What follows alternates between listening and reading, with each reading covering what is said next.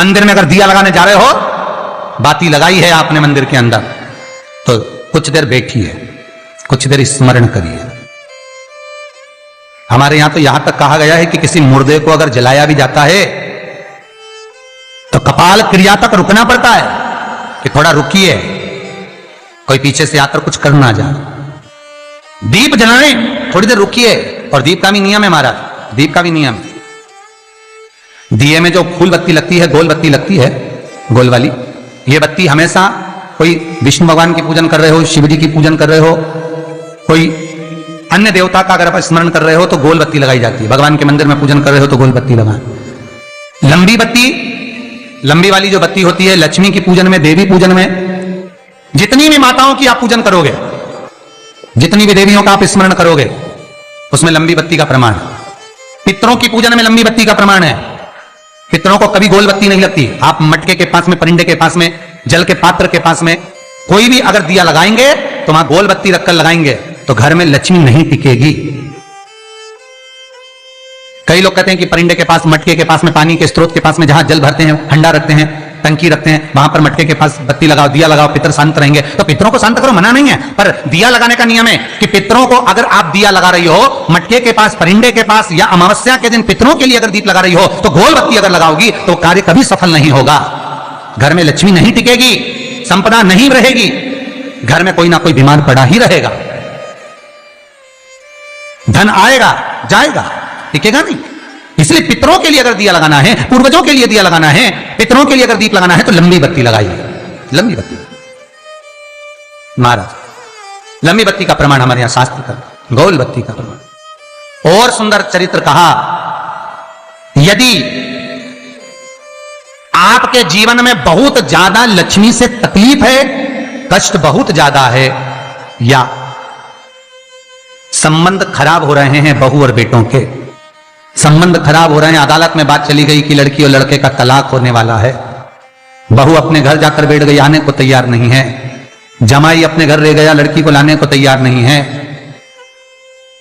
सास बहू में आपस में तनमन चल रही है, प्रेम बिल्कुल नहीं है, या लक्ष्मी आती ही नहीं, बहुत कष्ट है, जमीन जायदाद पड़ी बिक नहीं रही, तो एक काम करना, इतना दुख अगर आपके जीवन में है तो कार्तिक के महीने तक रुको, और कार्तिक का महीना आए, त्रयोदशी तिथि आए, कोई सा भी हो, सोमवार, रविवार, मंगल, बुध, कोई सी भी त्रयोदशी, प्रदोष, कोई सी भी प्रदोष तिथि आए, उस दिन तुलसी की लकड़ी, पहले से तुलसी आपके घर में अगर सूखी हो, तुलसी सूख गई हो तो उसकी जो लकड़ी होती है, उस लकड़ी का 7 लकड़ी का बंडल बनाकर दीप बना लो। लकड़ी का दीप मतलब लकड़ी, पतली पतली डालियों को लेकर कच्चे सूत से उसको बांधो, और बांधकर घी में डुबक दो। कार्तिक के महीने में शुक्ल पक्ष की त्रयोदशी तिथि जब आए, प्रदोष का जब व्रत आए, उस दिन भगवान के मंदिर में, शिव मंदिर में नहीं, भगवान किसी भी देवता के मंदिर में, विष्णु के मंदिर में, नारायण के मंदिर में, कृष्ण मंदिर में, राम मंदिर में, किसी भी मंदिर में, मंदिर ना हो तो अपने घर के मंदिर में शाम के समय पर उस तुलसी की लकड़ी का दीप, दिया भरकर उसमें घी डालकर जो दीप प्रकट कर देता है, जला देता है, दीप को प्रज्वलित कर देता है, उसके घर में कभी संपदा की कमी नहीं होती। महाराज विष्णु पुराण में स्पष्ट लिखा है। इसलिए शायद कहा जाता है कि भगवान को सर्वश्रेष्ठ कौन सा चंदन अच्छा लगता है।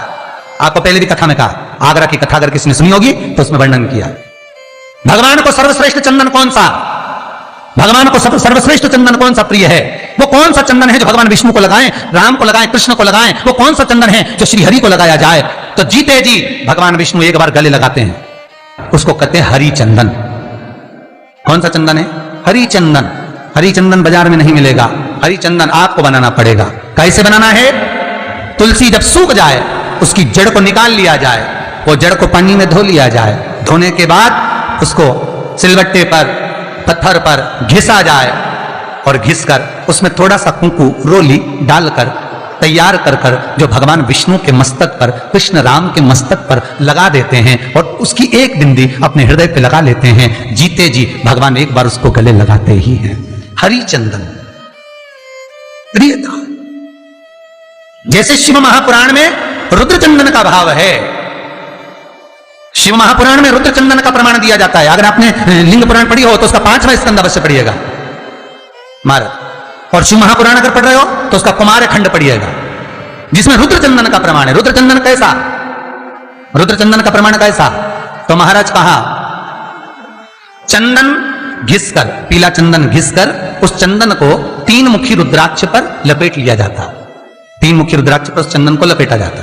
लपेटोगे उसके बाद उसको ऐसा गोल करोगे तो एकदम चिकना हो जाएगा, एकदम चिकना, ठीक है, एकदम चिकना हो जाएगा। और उस चंदन को आप शिवरात्रि के दिन, और कोई से भी महीने की शिवरात्रि, किसी भी महीने की हो, सब फलदायी होती है।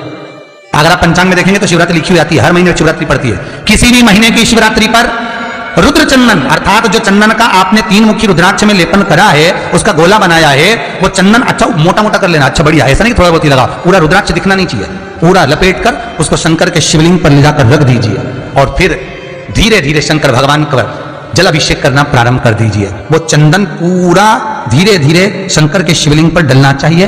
शंकर के मूल मंत्र श्री शिवाय नमस्तुभ्यं का जाप करिए। यह कहलाता है रुद्र चंदन।